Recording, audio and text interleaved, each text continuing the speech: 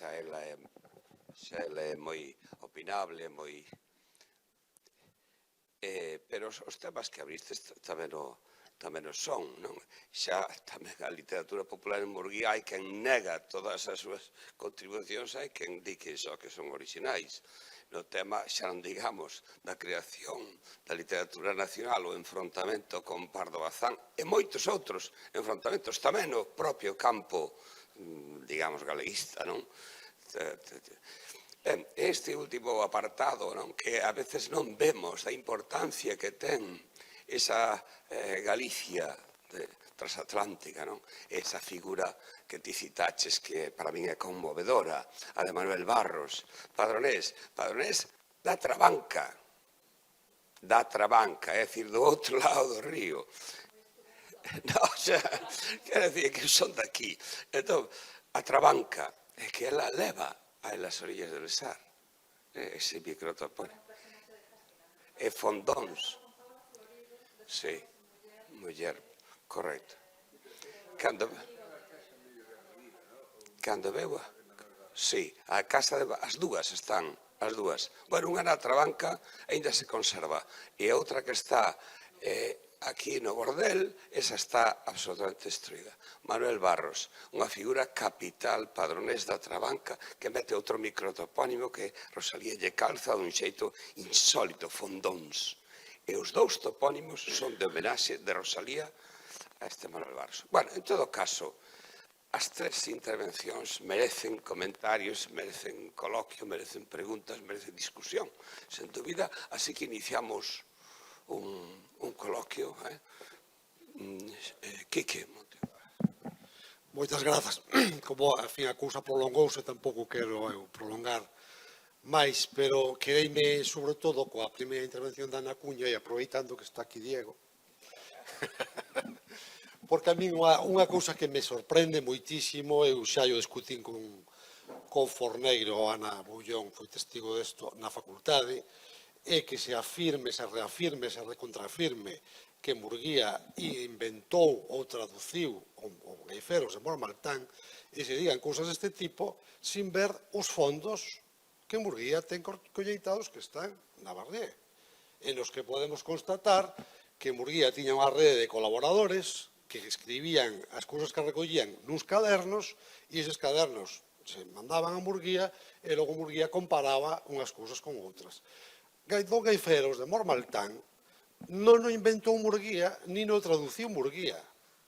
E non creo que inventaran os 3 ou 4 informantes que lle envían o Don Gaiferos en galego a Murguía. É dicir, ese mito, que ademais implica difamación de Murguía, ao final, non? É dicir, que falsificou, que... Eso é falso e están os documentos, ademais, o máis sorprendente que están os documentos aí na man, siga correndo ese rumor, non? Non sei, Diego. Precisamente quería, bueno, primeiro agradecer as citas repetidas que se fixeron no meu artigo, pero precisamente nese artigo se publica a versión de onde sae, que é dunha soa persoa, é de Alejandra.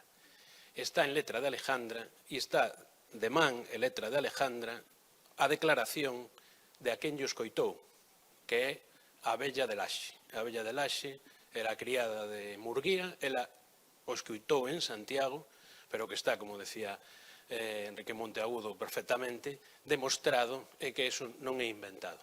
Pero, ademais, hai un libro de Isidoro Millán que demostra eso filolóxicamente, así que está demostrado polos dous lados.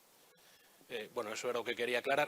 Non só ese poema, sino moitos máis que, cando salga a luz ao fondo, pois se poderá ver que a realidade material... A ver, Ana.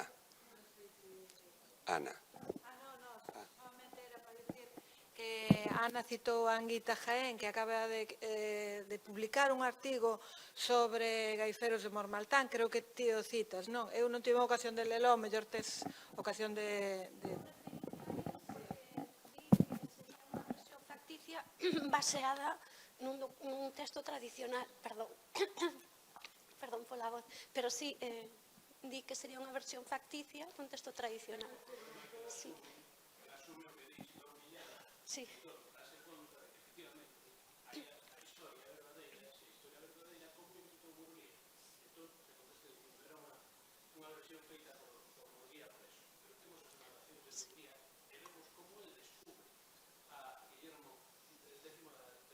despois do poema, como ten acceso a manuscritos na Biblioteca Real, o manuscrito de Diego de Almeida, onde se conta precisamente como morre aos pés do apóstolo Guillermo da Aquitania, xa deducindo, lendo ben o libro de Isidoro Millán, se entende perfectamente que non só é verdadeira a historia que hai detrás, senón que é imposible que Murguía creara o poema. A parte de que hai razóns filolóxicas clarísimas que se expoñen ali para demostrar que non é así, que non o inventou. Eu quería retomar unha palabra que dixo Xurxo, a da complexidade, que hai un pouco en todo, non? Que sería interesante, pois, profundar un pouco máis, é posible que en máis arquivos encontremos máis documentación, non? Bueno, hai unha cousa que tampouco se aclarou, que o que hai na Fundación Barría, aparte de manuscritos de Alejandra, de manuscritos de Murguía, de Camilo Placer, son unha gran abundancia de manuscritos de Florencio Bamonde. Florencio Bamonde tiña o cometido de ser amanuense de Murguía, e iso o di Murguía no prólogo que se conserva na Academia Galega, e de poñer en grafía luxista todos os poemas. E iso é precisamente o núcleo do que ten Saiz Armesto. Pero, ademais, temos elaboracións posteriores de Murguía, e relacionando unhas cousas coas outras, podemos ver o fío que sigue cada poema. Realmente, se os investigadores do seminario Benédez Pidal non lles encaixa no seu paradigma, o que teñen que cambiar de paradigma. Porque realmente nos podemos ter unhas peculiaridades como país, que as temos, e podemos non responder ao que busca María Goiri e Benédez Pidal. Probablemente non respondamos un 100% o que é o romanceiro español, e iso era o que decía Murguía. Eu, se me permites, tamén, ainda indo máis alá, incluso, como ti ben dís, o propio libro de Saiz Armesto, a poesía popular, tamén necesita unha revisión, creo que cholín a ti. Entón, eu estaría ben aproveitar o momento para revisar un pouco todo, porque, vaya, no libro de Saiz Armesto publicado, pois aí tamén hai a referencia a informante Murguía, a informante Alejandra, que estaría ben o mellor, creo que aí ti sabes máis, pero se sería posible. Había un problema inicial que era identificar as caligrafías, por eso empecé precisamente por unha investigación sobre as letras para saber o que é Alejandra, o que é Rosalía, o que é Murguía, porque se non se fundamenta nunha base científica, ou polo menos discutible cos demais, que iso é o que é científico. E non sei se, perdón que che interrompo, non sei se ti tes algunha idea dese inédito que pode haber ou de onde puido beber Lois Carré, que manuscrito inédito de Murguía puido chegar. Eu sei que na familia, nos descendentes de Carré Alvarellos, hai manuscritos. Eu preguntei, pero de momento non se sabe se iso existe. Ahora, todo o que pon Carré Alvarellos, Lois Carré Alvarellos como colección Murguía, procede doutro fondo distinto do que ten Saiz Armesto, entre outras cousas, porque Saiz Armesto morreu en 1914 e pechouse así o fondo. Entón é outro. Pero, ademais, Lois Carré galeguiza. Por exemplo, onde hai caballero, pon cabaleiro. Bueno, isto pode ser criticable ou non, porque, dende un punto de vista de naturalidade, porque a palabra cabaleiro non é a palabra natural, o que se recolleu en Berín, pois era un texto xa castellanizado que se pode volver a recoller, non? Pero, bueno, comparando unhas cousas coas outras, non só validamos o que hai, senón incluso atopamos cousas inéditas moi bonitas, e ademais o que decía Murguía era, non decía eu teño o romanceiro galego, decía o romanceiro galego desapareceu para sempre. Ele decía, quedan as migallas do banquete de Lázaro.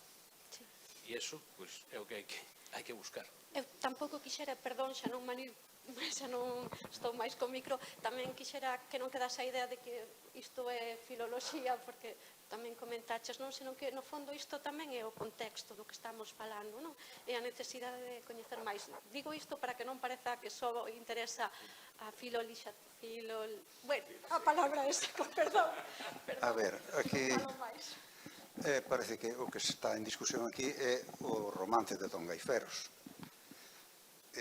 Bueno, todos saben que o romanceiro hispánico se caracteriza porque un tema se repite en todos os lugares hispánicos, de Portugal, dos xudeus de Salónica, en Cataluña, en prácticamente toda España. Este é un caso único, é dicir, non hai máis que esa versión dese romance. Só aparece esa versión.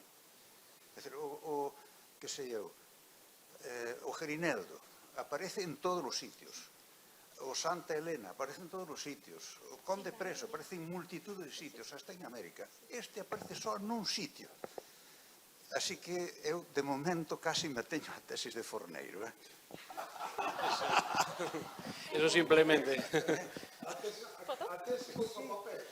Eso é a forza do paradigma, precisamente. Pero non é un caso único, ademais, porque eu teño máis. Hai máis. Hai, por exemplo, unha doncela guerreira, con singularidades galegas, que só recolleu Alejandra Murguía. Hai que pensar que Alejandra Murguía está escoitando unha vella de 80 anos na súa infancia. É dicir, ela profunda casi no século XVIII. Son as cousas que escoitou de nena unha criada de Murguía. Eso que está recollendo o que estamos vendo. Como podemos pensar que eso comparado co romanceiro hispánico, coa forte presión que exerce o castelán sobre todos os territorios? Por que en Cataluña si facían romances con certa singularidade? Pois porque o catalán tiña máis forza para defenderse. Entón, podemos aplicar, porque ademais lle pasa tamén ao romanceiro portugués, tamén se inventaron os portugueses non sei canto máis, todo porque non coincide cos paradigmas e co que buscaban María Goiri e Méndez Pidal, con todos os meus respetos polo seu traballo e o seu... Eso hai que cambiálo, e despois de todo, se hai un papel, pois... Só quería...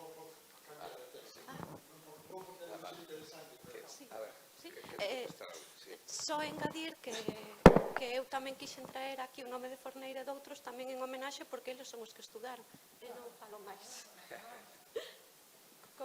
A ver, tampouco eso que non sei se acabou o diálogo sobre isto, porque tamén hai outras cousas que saíron aí moito para comentar. Eu no de Xurxo me parece moi teleolóxico, moi como que o tiña moi claro desde o primeiro día. Esas cousas non adoitan pasar así, de que el no 56 xa pensaba.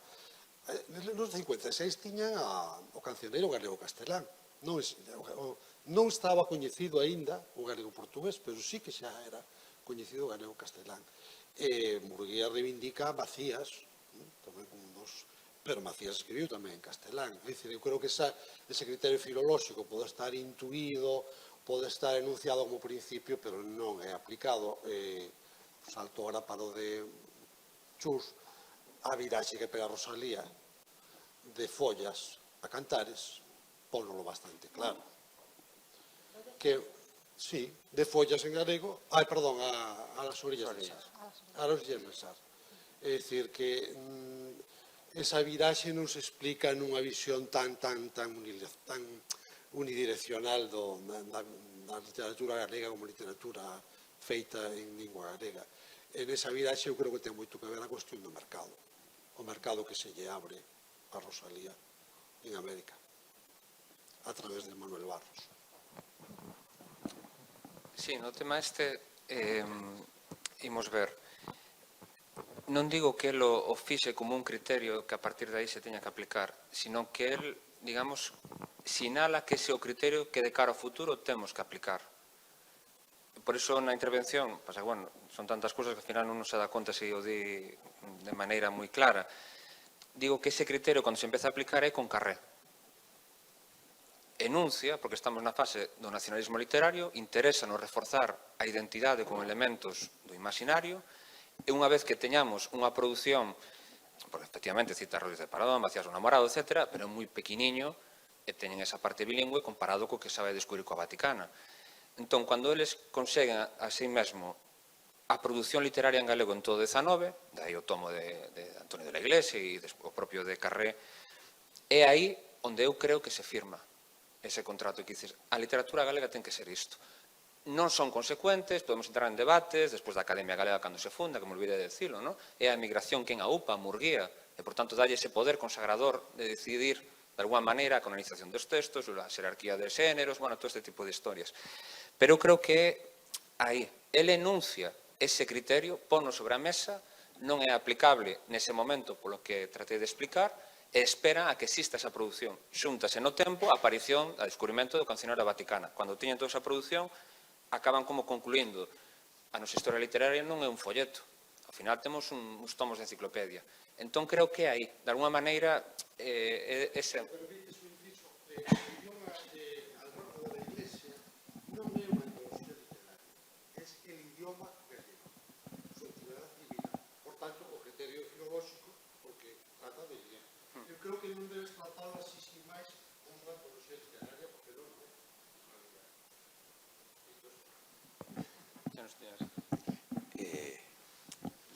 Bueno, eu non só quería decir que creo que a veces esta empeño en ver onde, como, ata que punto o criterio filolóxico o mellor é unha perspectiva un pouco condicionada desde a actualidade, porque penso que na época estaba en debate aínda.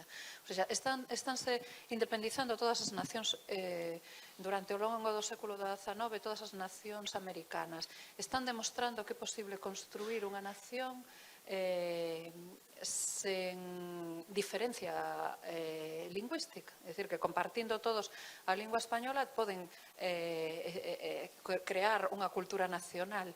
Non sei, creo que está en debate. Creo que ese tema está en debate durante todo o século XIX. Por iso, pois, tamén decir que Rosalía de Castro, cando escribe En las orillas del Sar, abandona o seu interese por Galicia, todos temos clarísimos, fai falta ler En las orillas del Sar para ver que Galicia é o tema central, lóxicamente, desde o título e todo o espazo no que se sitúa, todos os problemas sociais que trata, un montón de cousas.